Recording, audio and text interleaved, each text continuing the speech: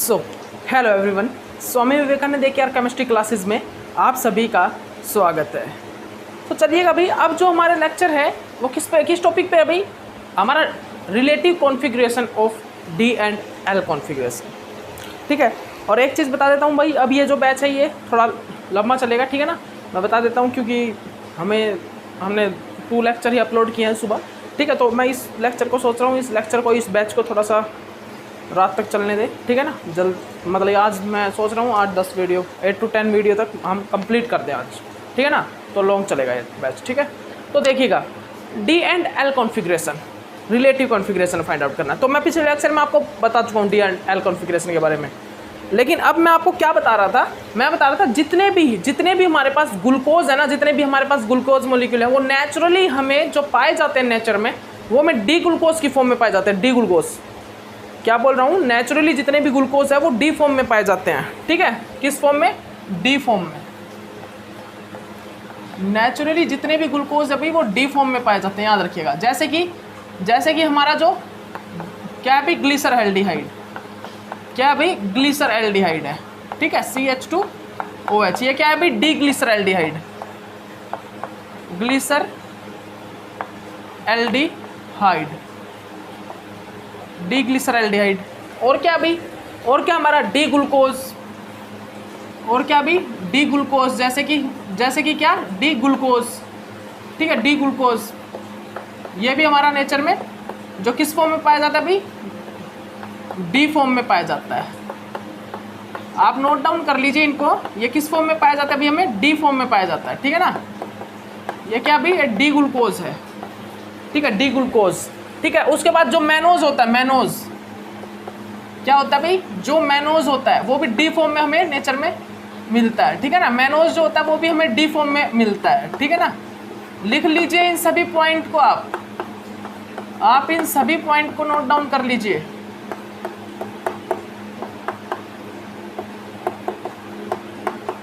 ये क्या है भाई? D mannose. ये क्या है? डी ग्लूकोज,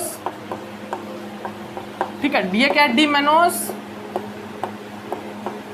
ये डी मैनोज है। उसके बाद क्या आता है भाई हमारे सामने? उसके बाद हमारा क्या है भाई? नोट कर लीजिए,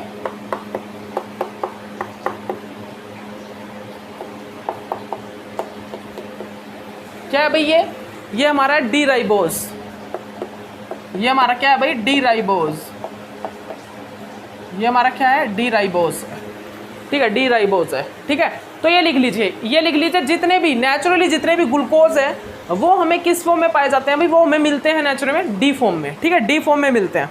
ओके, अब इसके बाद लिखिएगा भाई, इसके बाद लिखिएगा अमीनो एसिड। इसके बाद हम आएंगे भाई अमीनो एसिड पे, ठीक है। तो मैं आपको एक बात बता देता हूँ, अमीनो एसिड जो हमें नेचर में मिलते हैं वो एल फॉर्म में मिलते हैं, ठीक है, एल फॉर्म में मिलते हैं। और एक चीज़ और लिख लीजिए, ग्लूकोज में ही जो हमारी बेसिक यूनिट होती है ग्लूकोज की, वो क्या होती है? Glyceraldehyde, D glyceraldehyde. Basic unit of glucose is the D glyceraldehyde. जो बेसिक यूनिट होती है ग्लूकोज की वो क्या होती है? डी ग्लिसर एल्डिहाइड होती है, डी ग्लिसर एल्डिहाइड होती है। किसकी? Basic unit of glucose. Basic unit of glucose क्या होती है? डी ग्लिसर एल्डिहाइड होती है, ठीक है। नोट डाउन कर लेना आप इसको। इसके बाद हम करेंगे भाई क्या? इसके बाद हम करेंगे अमीनो एसिड्स। क्या करेंगे अब हम जो करने जा रहे हैं भाई वो हम करेंगे अमीनो एसिड को, ठीक है। तो सबसे पहले तो मैं एक चीज़ बता देता हूँ, जनरली हमारा अमीनो एसिड क्या होता है भाई? अमीनो एसिड क्या होता है? ये हमारा NH2, ये हमारा COOH, ये हमारा R और ये हमारा H, ठीक है ना। ये क्या होता है भाई जनरली? हमारा ये होता है अमीनो एसिड्स। इसको हम क्या बोलते हैं भाई? ये हमारा क्या होता है जनरली? इसको हम बोलते हैं अमीनो एसिड्स, ठीक है, अमीनो एसिड्स। ये हमारा अमीनो एसिड्स है। तो भाई मैं एक चीज़ बता देता हूँ आपको, हम जो अमीनो एसिड को जो नेम देते हैं, नेम इसकी नंबरिंग के बेस पे देते हैं। Alpha beta amino acid, alpha amino acid मतलब ये alpha amino acid, beta amino acid, इसके एटम के नंबर के बेस पे देते हैं, एटम के नंबर। मतलब कि ये देखिए भाई, ये जो ये क्या है? ये क्या है भाई? बताइए, जल्दी बताइए, ये क्या है? ये हमारा क्या? NH2 कौन से कार्बन पर अटैच है? ये देखिए, ये अल्फा कार्बन है, ये हमारा कार्बन, और ये अल्फा कार्बन, ठीक है। अल्फा कार्बन पर हमारा अमाइन ग्रुप अटैच है, मतलब कि ये कौन सा अमीनो एसिड है? ये ये अल्फा अमीनो एसिड है, ठीक है, अल्फा अमीनो एसिड है। ये क्या भाई, ये अल्फा अमीनो एसिड है, ठीक है, याद रखिएगा, ठीक है, याद रखिए आप इस पॉइंट को। हमारा जो हम क्या देंगे, नेमिंग देंगे, हम जो भी नेमिंग करते हैं, कि हमारा जो NH2 ग्रुप है वो कौन से कार्बन पर अटैच है, उसके हिसाब से हम उसको नेम देंगे, ठीक है ना। तो ये क्या है भाई, ये COOH, ये कौन से कार्बन पर अटैच है, अमाइन ग्रुप हमारा अल्फा कार्बन पर, ठीक है। तो ये कैसा हुआ, अल्फा अमीनो एसिड, ठीक है, याद रखिएगा। ओके, उसके बाद क्या है, उसके बाद जैसे कि ये देखिए, जैसे ये देखिएगा, ये COOH, ठीक है, ये NH2, ठीक है, ये क्या भी अल्फा और ये क्या है बीटा, ये क्या है अल्फा और ये क्या है भाई बीटा, ठीक है ना, याद रखिए इस पॉइंट को याद रखिए, NH2, ठीक है भाई। ओके, तो ये क्या भी अल्फा और ये बीटा, तो ये कैसा अमीनो एसिड है भाई, ये बीटा अमीनो एसिड है, याद रखिएगा अभी इस पॉइंट को। ये कैसा, ये भाई बीटा अमीनो एसिड है, ठीक है ना, ये क्या भाई, ये बीटा अमीनो एसिड है,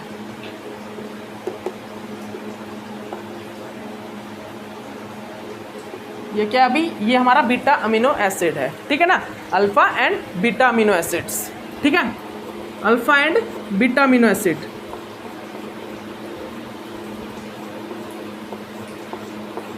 alpha and beta amino acids, ठीक है, याद रखिए क्या ये alpha and beta amino acids है, ठीक है ना।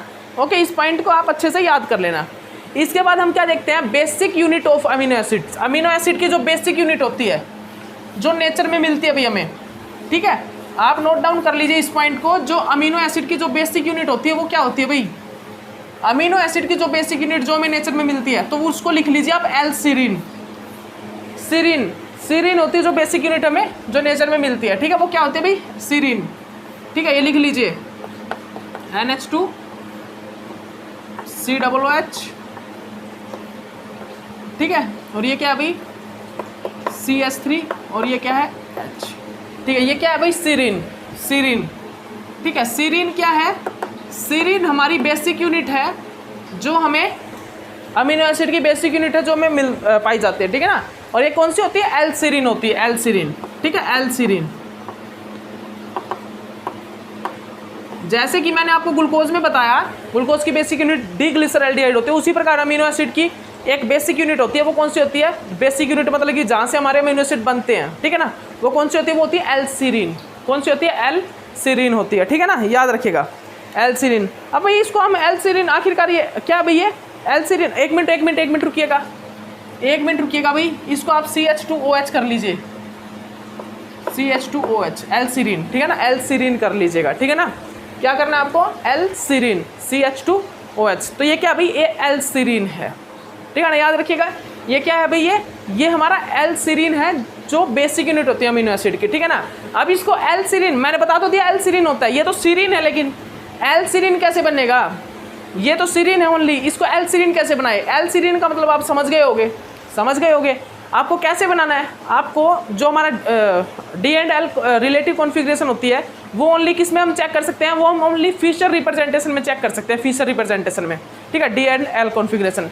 तो हम क्या करेंगे, इसको सबसे पहले तो फिशर में कन्वर्ट करेंगे। कैसे करेंगे भाई, फिशर में कन्वर्ट करने के लिए सबसे पहला रूल क्या था, सबसे पहला ये था कि जो भी हमारे कार्बन चेन हो, जैसे कि कार्बन एटम जो हो, वो हम वर्टिकली रखेंगे, मैक्सिमम टू मैक्सिमम कार्बन हम वर्टिकली रखेंगे। और फिर थर्ड रूल था कि ऑक्सीडाइजिंग ग्रुप टॉप पे आएगा, रिड्यूसिंग बॉटम में आएगा। तो यहाँ पर ऑक्सीडाइजिंग ग्रुप कौन सा है, COOH, ठीक है, और यहाँ पर रिड्यूसिंग कौन सा है, CH2OH, ठीक है भाई। ओके, देख लिया ये आपने, नोट डाउन कर लिया। अब देखिए, अब यहाँ पर क्या होगा, यहाँ पर ये NH2 और ये हाइड्रोजन। अब देखिएगा आप, ये देखिए, ये NH2 और ये हाइड्रोजन, ये NH2 और ये हाइड्रोजन, ठीक है, दिखाई देगा ना आपको, ये मिल गया आपको, ये NH2 और ये हाइड्रोजन हो गया, ठीक है। तो अभी आपको यहाँ पर क्या देखना है, ये क्या है भाई, ये हमारा L सीरीन, बिकॉज यहाँ पर जो इलेक्ट्रोनेगेटिव ग्रुप है वो कहाँ पर है, लेफ्ट साइड में है। अगर इलेक्ट्रोनेगेटिव ग्रुप लेफ्ट साइड में प्रेजेंट हो तो L सीरीन, और राइट साइड में प्रेजेंट हो तो वो D फॉर्म होते हैं, D सीरीन, ठीक है ना। और हमारे बेसिक यूनिट जो मिलती है अमीनो एसिड की, वो कैसी मिलती हैं, वो L सीरीन की फॉर्म में मिलती है, L फॉर्म में मिलती हैं, ठीक है ना, वो हमें L फॉर्म में मिलती है नेचर में, ठीक है भाई। ओके, याद रखना इस पॉइंट को आप अच्छे से नोट डाउन कर लेना।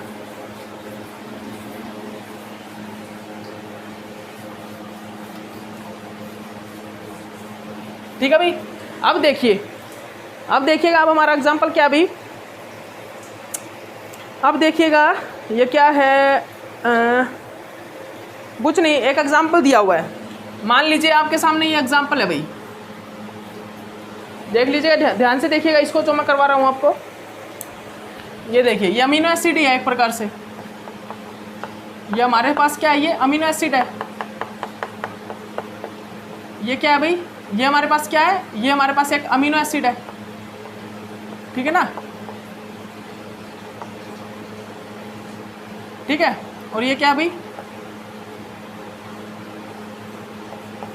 ये NH2 और ये हमारे पास क्या है, COOH, ठीक है।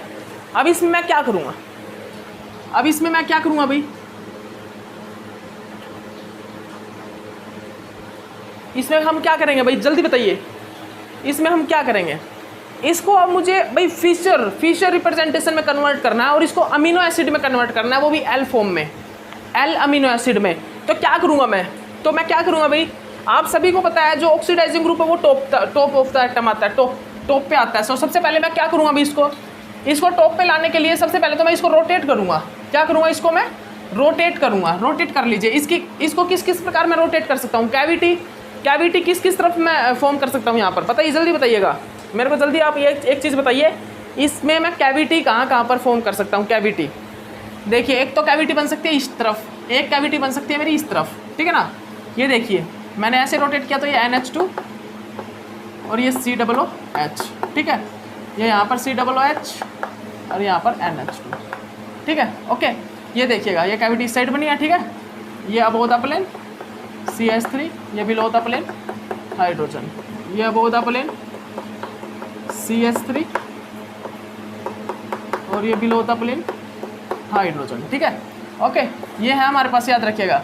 अब इन स्ट्रक्चर को चेंज कर दीजिए फिशर में चेंज करूँगा तो क्या बनेगा भाई, स्ट्रक्चर में ये बनेगा NH2 COOH और ये कैविटी की तरफ ये CH3 और ये हाइड्रोजन, ठीक है ना। और ये स्ट्रक्चर क्या बनेगा भाई, ये बनेगा COOH और ये NH2 और ये CH3 और ये H। इनमें से करेक्ट कौन सा है, इसमें से थोड़ा बहुत ठीक कौन सा है, तो मैं बता देता हूँ एक बात आपको, इनमें से ठीक तो कोई सा ही नहीं है अभी तक, इनमें से करेक्ट तो कोई सा भी नहीं है, ये भी नहीं है, ये भी नहीं है, ठीक है। लेकिन अकॉर्डिंग टू अगर हम ऑक्सीडाइजिंग ग्रुप देखें, ऑक्सीडाइजिंग ग्रुप हमारा टॉप पे होना चाहिए, टॉप पोजीशन पे, तो ये वाला थोड़ा बहुत ठीक है, तो मैं क्या करूँगा, इस स्ट्रक्चर, ये तो बिल्कुल भी ठीक नहीं है भाई, क्योंकि यहाँ पर तो ऑक्सीडाइजिंग ग्रुप भी कहाँ पे, बिलो द पोजीशन है, ठीक है, बिलो द मतलब बॉटम पे है, लेकिन यहाँ पर ऑक्सीडाइजिंग ग्रुप टॉप पे है। तो मैं क्या करूँगा, अब मैं इन तीनों एटम को, ये जो 3 एटम है ना, ये 3 एटम, इनको रोटेट करा दूंगा ओनली, तो करा सकता हूँ ना मैं, आप सभी को ये तो बात पता ही है, ये बात तो आप सभी को पता है भाई। देखिए NH2 और ये CH3 और ये हाइड्रोजन और ये क्या भाई, यहाँ पर क्या है, ये यहाँ पर है भाई, ये ग्रुप है मेरे पास। अब मैं क्या करूँगा, मैं ओनली इन 3 एटम को 120 डिग्री एंगल है ना, ये 120 डिग्री एंगल पर इनको रोटेट करा दूंगा। रोटेट करके क्या करूँगा, मैं क्या करूँगा भाई, जो CH3 है ना उसको कहाँ पर ले आऊँगा, जो मेरा CH3 है उसको मैं कहाँ पर ले आऊँगा, ऑन द प्लेन ले आऊँगा। अभी यहाँ पर अबोव द प्लेन है CH3, बिलो द प्लेन है H, ठीक है, और ऑन द प्लेन है NH2। तो मैं इसको रोटेट करा के CH3 को क्या करूँगा, CH3 को ले आऊँगा मैं ऑन द प्लेन। उसके बाद जो मेरा स्ट्रक्चर बनेगा वो करेक्ट स्ट्रक्चर आएगा, ठीक है ना। इसके बाद जो मेरा स्ट्रक्चर बनेगा वो करेक्ट बनेगा। कैसे, देखिए भाई, मैं रफ कर रहा हूँ यहाँ से, ठीक है, करिए भाई, रोटेट कीजिए इसको इस प्रकार, ठीक है ना। तो क्या बनेगा स्ट्रक्चर, अब मेरा जो स्ट्रक्चर बन के आएगा भाई वो बन गया मेरा ये, ठीक है भाई, ये मेरा बिलो द प्लेन चला गया NH2 और ये मेरा अबव द प्लेन आ गया भाई हाइड्रोजन। अब मैं इस स्ट्रक्चर को अगर कन्वर्ट करूं किस चीज़ में, इस स्ट्रक्चर को अगर मैं कन्वर्ट करता हूं किस चीज़ में, फिशर रिप्रेजेंटेशन में, तो कन्वर्ट कीजिए भाई, क्या आएगा, करिए कन्वर्ट। देखिए ये सबसे ऊपर तो आएगा भाई COOH, सबसे नीचे क्या आएगा CH3, और देखिए राइट साइड में ये क्या है, ये क्या है, अबोव द प्लेन ना, अबोव द प्लेन, तो राइट साइड कर दीजिए, इसको इस साइड ले आइए। तो ये क्या है, हाइड्रोजन, और ये क्या है मेरा NH2, ये बिलो द साइड, ठीक है ना। इसको आप क्या कीजिए, आप अगर बनाना चाहते हो ना इसकी तो कैविटी बना लीजिए, आप इसकी कैविटी बना लीजिए। कैविटी किस प्रकार बनाओगे, लीजिए आपको कैविटी बना के दिखाता हूँ। इसकी कैविटी बना लीजिए आप।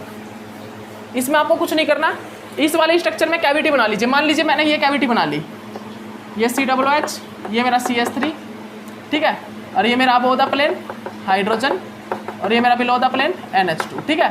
तो अब देखिए हाइड्रोजन किस साइड आएगा, इस साइड ही ना, ये हाइड्रोजन और ये मेरा NH2, ठीक है, ये मेरा COOH और ये मेरा CH3, बन गया स्ट्रक्चर। एल अमीनो एसिड चाहिए था मुझे, एल अमीनो एसिड मेरा आ गया, मुझे एल अमीनो एसिड चाहिए था ना, एल कन्फर्मेशन मेरी आ गई, मेरी एल कन्फर्मेशन आ गई। तो मैंने किस प्रकार इसको एल कन्फर्मेशन में चेंज किया तो वो आपने देख लिया होगा, ठीक है। तो यहाँ पर मेरे को थोड़े चेंज करने पड़े, ठीक है ना, एंगल, मतलब कि जो हमारा बॉन्ड था सिग्मा बॉन्ड, ये वाला बॉन्ड, इसको इसके थ्रू ये कार्बन एटम मेरे को रोटेट करना पड़ा, ये वाले कार्बन है जो इस सेंटर वाले कार्बन को मेरे को थोड़ा रोटेट करना पड़ा, ठीक है ना, यहाँ पर करेक्ट स्ट्रक्चर बनाने के लिए, ठीक है।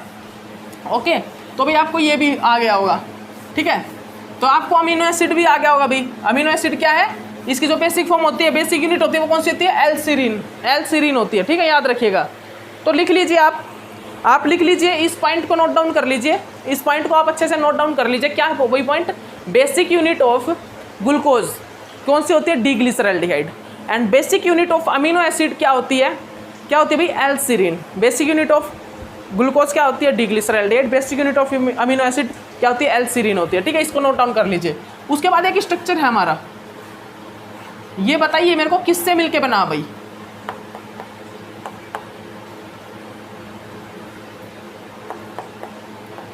जल्दी बताइए भाई, आप मेरे को ये बताइए कि ये किस चीज से मिलके बना हुआ है।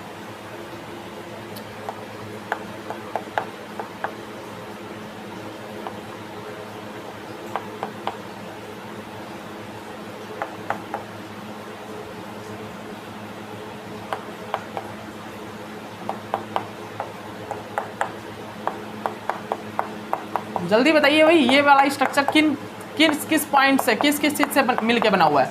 तो मैं आपको बता देता हूँ भाई, इस पॉइंट में, इस जो कॉम्प्लेक्स में है, इस कॉम्प्लेक्स में क्या क्या भाई, इसको ये कॉम्प्लेक्स जनरली डी ग्लूकोज मतलब कि डिग्लिसरैल्डिहाइड एंड एल सीरीन से मिलके बना हुआ है, ठीक है। डिग्लिसरैल्डिहाइड एंड किस चीज़ से, एल सीरीन से मिलके बना हुआ है। मतलब कि ये LS प्लस DG, LS का मतलब क्या है, एल सीरीन, DG का मतलब है डिग्लिसरैल्डिहाइड, ठीक है। LS का मतलब एल सीरीन एंड DG मतलब डिग्लिसरैल्डिहाइड। इन दोनों से मिलके, इन दोनों की यूनिट से मिलके बना हुआ है ये स्ट्रक्चर। देखिएगा मैं दिखा देता हूँ आपको, ये जो है भैया, ये यूनिट कौन सी है भाई, ये यूनिट किस चीज़ की होती है, एल सीरीन की होती है। अगर मैं इसके नीचे क्या लगा देता हूँ, CH2OH, और CH2OH ये रहा, CH2OH वाला पार्ट ये रहा, ठीक है। तो ये पूरा पार्ट किसका, एल सीरीन का होता है, और ये पूरा पार्ट जो है, ये वाला पूरा पार्ट किस चीज़ का होता है, ये पूरा पार्ट होता है ग्लिसरैल्डिहाइड का। ये पूरा पार्ट किस चीज़ का होता है, ग्लिसरैल्डिहाइड का, ठीक है। ये पूरा पार्ट ग्लिसरैल्डिहाइड का होता है, ठीक है।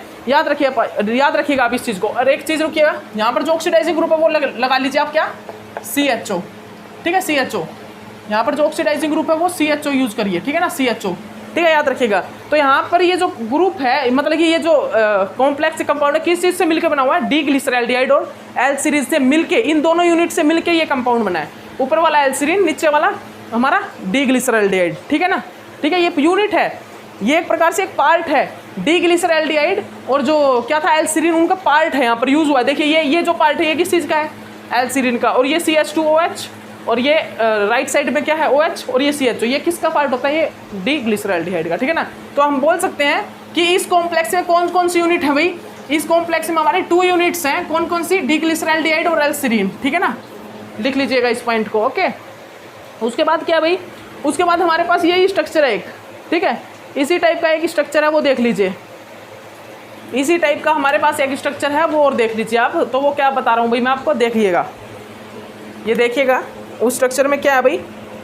अब आपको क्या है, अब आपको फाइंड आउट करना है रिलेटिव कॉन्फ़िगरेशन। अभी तक तो आप कर चुके हो, जितना भी आपको ये एल और डी मतलब डी एंड एल करना था ना, वो करवा चुका हूँ मैं आपको। डी एंड एल आपका फिनिश हुआ, यहाँ से आपका डी एंड एल कॉन्फ़िगरेशन खत्म हो चुका है, ठीक है ना, फिनिश हो चुका है। अब जो आपका है, अब आपका क्या भी, एब्सोल्यूट कॉन्फ़िगरेशन। अब आपको जो करना है वो क्या करना है, एब्सोल्यूट कॉन्फ़िगरेशन करना है, ठीक है भाई, एब्सोल्यूट कॉन्फ़िगरेशन।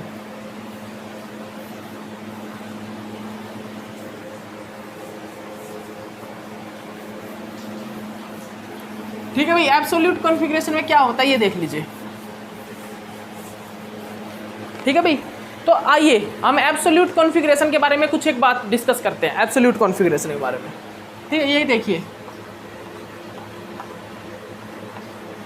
Absolute configuration.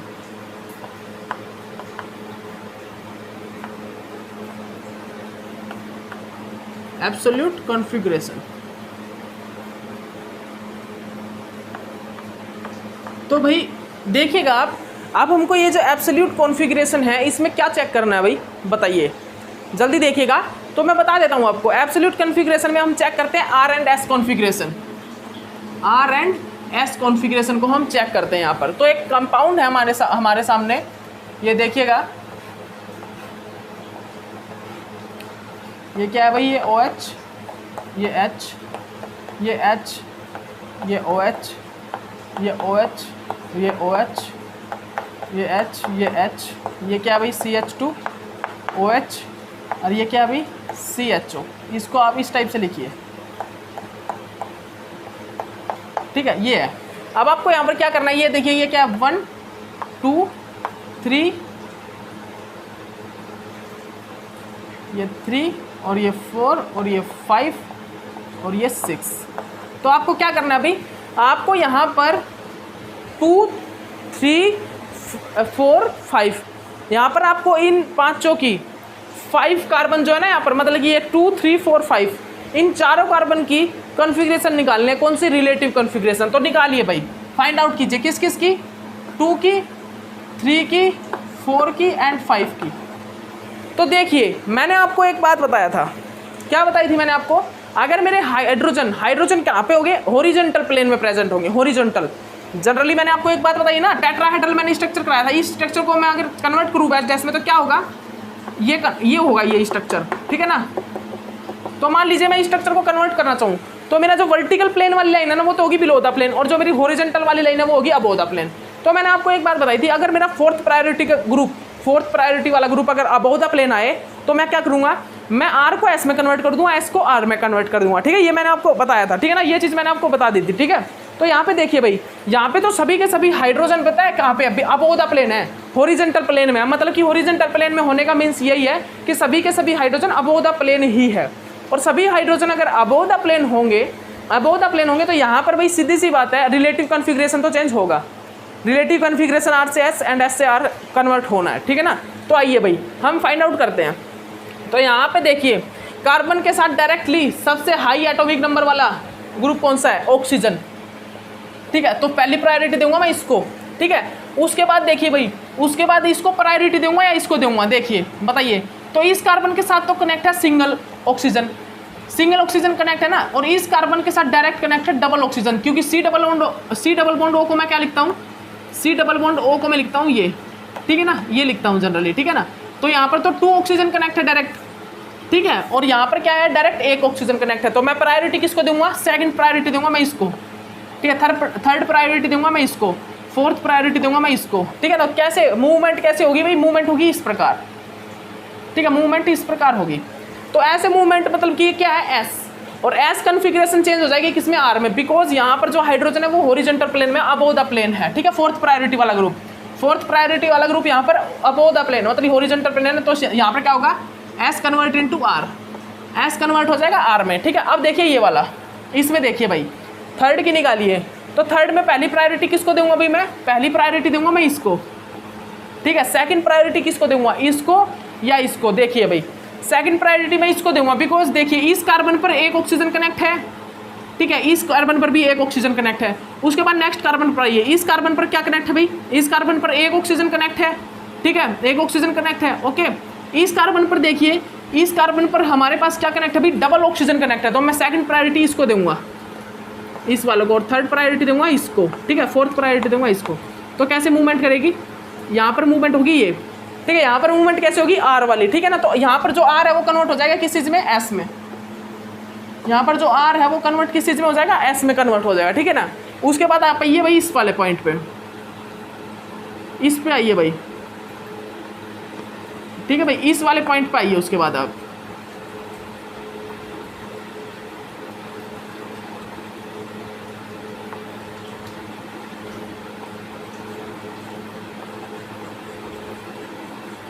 ठीक है भाई, अब इसको निकालते, इसको फाइंड आउट करते। देखिएगा यहाँ पे देखिएगा, पहली प्रायोरिटी तो इसको दूंगा, फिर उसके बाद सेकंड प्रायोरिटी किसको दूंगा, इसको दूंगा, इस वाले को दूंगा, इस वाले को। बताइए आप। तो देखिए यहाँ पर एक ऑक्सीजन कनेक्ट है, मतलब ये एक ऑक्सीजन ये रहा, इस वाले के साथ भी एक ऑक्सीजन कनेक्ट है। इसके बाद देखिए इस वाले के साथ क्या है, एक ऑक्सीजन कनेक्ट है और एक क्या है, कार्बन कनेक्ट है जिसके साथ डबल ऑक्सीजन है। यहाँ पर देखिए एक कार्बन कनेक्ट है और कार्बन के साथ डबल ऑक्सीजन और एक ऑक्सीजन नहीं, ये वाले इसको प्रायोरिटी नहीं दूंगा, मैं प्रायोरिटी दूंगा इस वाले को, क्योंकि यहाँ पर एक देखिए यहाँ पर इसके साथ एक ऑक्सीजन, फिर इसके साथ जो कार्बन कनेक्ट है उस कार्बन के साथ एक ऑक्सीजन और है। ठीक है, दिखाई दे रहा है ना आपको, दिखाई दे रहा है ना आपको, ठीक है ना। तो इस टाइप से मैं प्रायोरिटी किसको दूंगा, यहाँ पर भी मैं प्रायोरिटी इसको दूंगा सेकंड, ठीक है ना।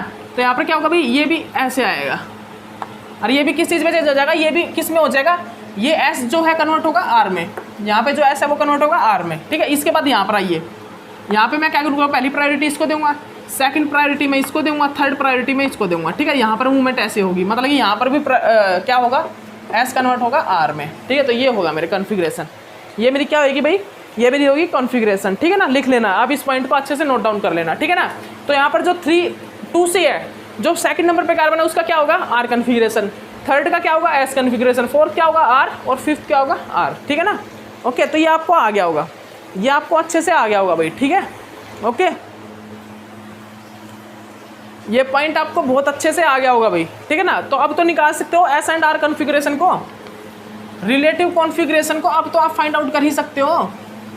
रिलेटिव नहीं, एब्सोल्यूट, सॉरी, रिलेटिव कॉन्फ़िगरेशन नहीं, एब्सोल्यूट कॉन्फ़िगरेशन। तो अब भाई आप रिलेटिव कॉन्फ़िगरेशन और जो हमारा एब्सोल्यूट कॉन्फ़िगरेशन था, उन दोनों को आप अच्छे से फाइंड आउट कर सकते हो, मेरे को जितना मेरे को पता है। ठीक है ना, तो हमने करवाया ऐसे आपको, ऐसी बात नहीं है, हमने अच्छे से करवाया आपको, अच्छे से पार्ट लिखवा दिया आपको। ठीक है, अब आपको क्या करना है, आपको एग्जाम्पल करा देते हैं, बहुत सारे आपको एग्जाम्पल करा देते हैं। ठीक है, आपका ऐसे हो जाएगा। ठीक है, ओके। तो देखिए एग्जाम्पल लिखवाने से पहले भाई मैंने कुछ एक बातें लिखवाई हुई है एब्सोल्यूट कॉन्फ़िगरेशन में, वो मैं आपको बता ही चुका हूँ यहाँ पर। वो क्या है भाई, वो कॉन्फ़िगरेशन वाली बात है, वो क्या है भाई, आप देख लीजिए, आप उनको नोट डाउन कर लीजिए। सबसे फर्स्ट तो यहाँ पर यही है, सबसे फर्स्ट बात, मतलब कि सबसे फर्स्ट जो पॉइंट है वो यही है कि अगर मेरा फोर्थ प्रायोरिटी वाला ग्रुप, अगर अबोव द प्लेन है, अगर मेरा फोर्थ प्रायोरिटी वाला ग्रुप अगर मेरा अबोव द प्लेन है, तो मैं क्या करूँगा, मैं आर होगा तो उसको कन्वर्ट कर दूंगा एस में, एस होगा तो उसको कन्वर्ट कर दूंगा आर में। ठीक है, याद रखिएगा, फोर्थ प्रायोरिटी वाला ग्रुप। ठीक है, अबोव द प्लेन है, अबोव द प्लेन है या हॉरिजॉन्टल प्लेन पे है। ठीक है, याद रखिएगा, और अबोव द प्लेन या हॉरिजॉन्टल पे, क्योंकि हॉरिजॉन्टल जनरली हॉरिजॉन्टल में, जैसे कि यहाँ पर देखिए ये हॉरिजॉन्टल लाइन है, ये वर्टिकल है, और हॉरिजॉन्टल लाइन हम अकॉर्डिंग टू अगर वैज डैश इसको कन्वर्ट करें वैज डैश में, तो वैज डैश के अकॉर्डिंग ये जो हॉरिजॉन्टल वाली लाइन है अबोव द प्लेन होती है और वर्टिकल वाली लाइन बिलो द प्लेन होती है। ठीक है, तो अगर हॉरिजॉन्टल प्लेन में अगर हाइड्रोजन हो या फिर अबोव द प्लेन हाइड्रोजन हो, ठीक है ना, तो हम क्या करते हैं, एस को आर में और आर को एस में कन्वर्ट कर देते हैं। ठीक है, याद रखिएगा। उसके बाद ये बोल रहा है अगर हमारा fourth priority group below the plane हो या फिर वर्टिकल प्लेन में प्रेजेंट हो, तो हमारा जो कॉन्फ़िगरेशन होता है वो आर कन्वर्ट, मतलब कि आर में रहता है, एस में रहता है, कोई चेंज नहीं आता। ठीक है ना, आर है तो आर, एस है तो एस। ठीक है ना, अब आपको एग्जाम्पल दे रहा हूँ बहुत सारे, आपके सामने मैं एग्जाम्पल लेके आ रहा हूँ, बहुत सारे अच्छे एग्जाम्पल है वो। आपको कुछ नहीं करना, आपको सिर्फ क्या बताना है, आपको इनमें कॉन्फ़िगरेशन निकालनी है आर एंड एस की। ठीक है ना, आर एंड एस की कॉन्फ़िगरेशन आपको फाइंड आउट करनी है। ठीक है भाई, ये CH3, ये ब्रोमीन, ये हाइड्रोजन, ये मेरे पास Cl, उसके बाद क्या भाई, उसके बाद मेरे पास क्या है, क्लोरीन, ब्रोमीन,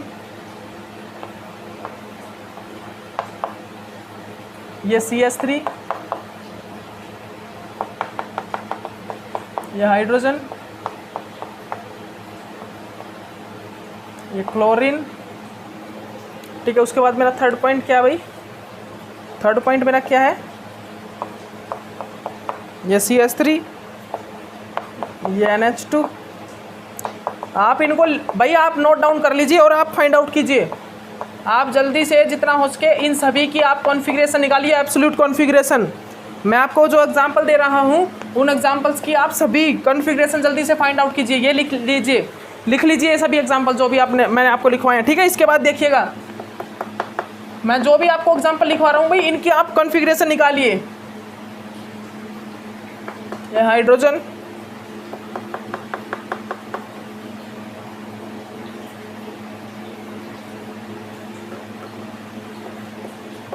ये CHO, ये भाई CH2OH,